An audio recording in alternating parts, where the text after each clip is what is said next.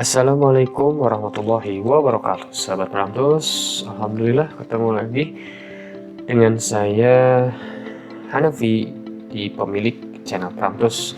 Nah, kali ini kita akan berbagi tentang materi produk kreatif dan kewirausahaan di KIKD 3.2 4.2 tentang menganalisis peluang usaha produk barang atau jasa PKK kelas 11. Next. Nah, dasarnya menyampaikan materi ini ialah pertama KD 3.2 mengenai pengetahuan, yaitu menganalisis peluang usaha produk barang atau jasa dengan indikator pencapaian kompetensi. Yang pertama ialah menguraikan konsep peluang usaha, siswa menguraikan peluang usaha produk barang dan jasa. Yang ketiga, menguraikan faktor-faktor dalam peluang usaha. Terus yang keterampilannya yaitu merencanakan produk usaha, indikator pencapaian kompetensinya, merencanakan analisis. Oke, tujuan dari KIKD 3.2 ini ialah yang pertama, menguraikan konsep peluang usaha. Yang kedua, siswa mampu menguraikan peluang usaha produk barang dan jasa. Yang ketiga, mampu menguraikan faktor-faktor dalam peluang usaha. Keempat, menganalisis produk peluang usaha. Dan yang kelima, merencanakan analisis produk peluang usaha. Next, nah kita mulai masuk ke materi. Apa itu peluang usaha? Peluang usaha terdiri dari dua kata, yaitu peluang dan usaha. Peluang berarti kesempatan dan usaha mempunyai arti. Saya ulangi, peluang berarti kesempatan dan usaha berarti upaya untuk mencapai tujuan yang diinginkan dengan berbagai daya atau sumber daya yang dimiliki. Nah, ciri peluang usaha yang baik yang pertama ialah asli, ketika melihat peluang di depan. Yang kedua, harus bisa mengantisipasi perubahan persaingan dan kebutuhan pasar.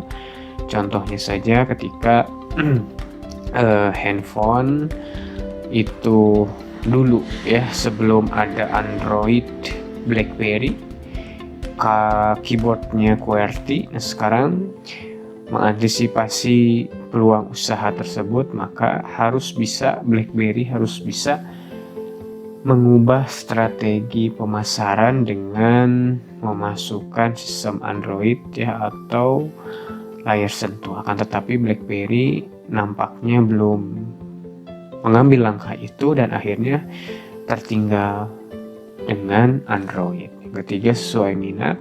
Yang keempat, tingkat kelayakan usaha teruji. Yang kelima, bersifat ide kreatif.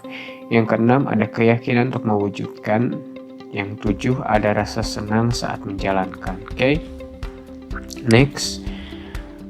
Nah, peluang usaha yang bernilai jual memiliki ciri-ciri sebagai berikut.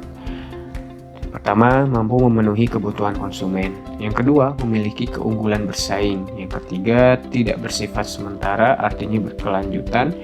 Yang keempat, ada nilai terukur, bisa berupa uang atau peluang kerjasama. Yang kelima, memenuhi aspek kreatif dan inovatif. Next. Nah, untuk dapat menggali dan memanfaatkan peluang usaha, seorang wirausaha harus dapat berpikir secara positif dan kreatif. Di antaranya, pertama, kita harus yakin dan optimis. Kedua, mau menerima ide atau gagasan baru. Yang ketiga, semangat kerja yang tinggi. Yang keempat, memiliki komunikasi yang baik. Yang kelima, mampu bertanya terhadap diri sendiri, apa yang harus saya kerjakan, apa target hari ini, dan lain sebagainya. Yang keenam, mau mendengarkan kritik dan saran dari orang lain. Next. Secara umum, tujuan analisis peluang usaha adalah untuk mengetahui apakah usaha tersebut layak dikerjakan atau tidak. Oleh sebab itu, seorang wirausaha harus cermat, yakin, dan berani.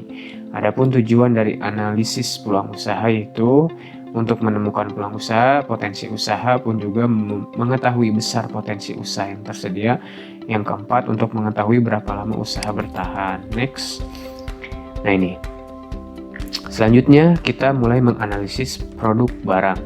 Nah, produk yang berupa barang dapat dikelompokkan berdasarkan tingkatannya, karakteristik atau sifatnya, dan tujuan pemakaian. 1. Berdasarkan tingkatan atau levelnya. Produk barang dapat dikelompokkan menjadi 1. Produk inti, yaitu manfaat atau jasa inti yang diberikan produk barang tersebut. Yang kedua, wujud produk, yaitu karakteristik yang dimiliki produk yang berupa mutunya, corak, atau ciri khasnya merek dan kemasannya. Yang ketiga, produk tambahan yang disempurnakan atau extend produk, yaitu menggambarkan kelengkapan atau penyempurnaan dari produk inti. Next.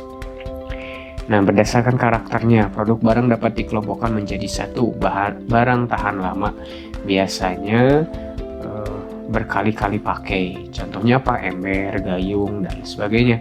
Barang tidak tahan lama yaitu barang yang berwujud biasanya dikonsumsi hanya satu kali, yaitu berupa makanan. Yang ketiga ialah pelayanan atau jasa, yaitu kegiatan manfaat atau kepuasan yang ditawarkan untuk dibeli. Next. Nah, selanjutnya ialah berdasarkan pemakaiannya, produk barang dapat dikelompokkan menjadi satu, barang konsumsi, yaitu barang yang digunakan oleh konsumen akhir atau rumah tangga dan tidak untuk dikomersilkan, jadi tidak untuk dijual lagi. Yang kedua, barang industri, yaitu industrial goods, yaitu barang-barang diproduksi untuk membuat barang lain atau menjalankan suatu organisasi dari suatu bisnis, yaitu untuk dijual kembali. Next. Nah, ini sekarang menganalisis produk jasa. Jasa adalah produk tidak dapat dilihat tapi hanya bisa dirasakan. Hal-hal yang perlu diperhatikan dalam bidang usaha jasa itu, satu, ketika tokonya ada, ya, buatlah lebih mencolok, menarik, dan dapat dibaca dari kejauhan. Yang kedua, bisa menyebarkan pamflet atau spanduk. Yang ketiga, bisa mengadakan demonstrasi atau praktek, ya, cara pembuatan sehingga menarik. Bisa juga dengan harga diskon. Ya, yang terakhir ialah mempromosikan jasa melalui alat-alat promosi yang tetap. Next.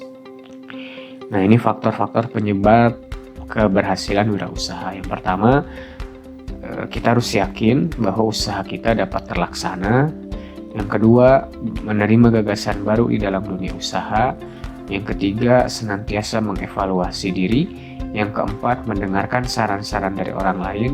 Dan yang kelima, semangat silaturahmi dan bergaul, ya. Gitu. Adapun selanjutnya ialah kalau penyebab kegagalan wirausaha, yang pertama, memperluas usaha berlebihan, artinya keseimbangan modal dan pengeluaran tidak diperhatikan. Perencanaan keuangan yang buruk, lokasi usaha yang tidak strategis. Yang keempat, pembelanjaan yang begitu besar. Yang kelima, meremehkan waktu, dedikasi dalam memulai usaha. Yang keenam, gagal mengendalikan aspek utama, ya, misalkan ganti-ganti bisnis kita di bidang komputer tapi prakteknya adalah bidang lain, itu juga bisa mempengaruhi. Memulai perluasan usaha yang belum siap. Dan yang kedelapan, meremehkan kebutuhan usaha.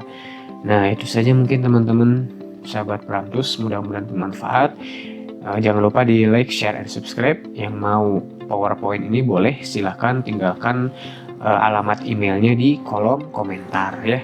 Nanti saya kirim PowerPoint-nya bagi yang ingin, ya, yang ingin PowerPoint ini secara gratis. Cantumkan alamat emailnya di kolom komentar dan like video ini. Terima kasih. Assalamualaikum warahmatullahi wabarakatuh. Oh iya, jangan lupa juga subscribe channel Pramtus. Oke.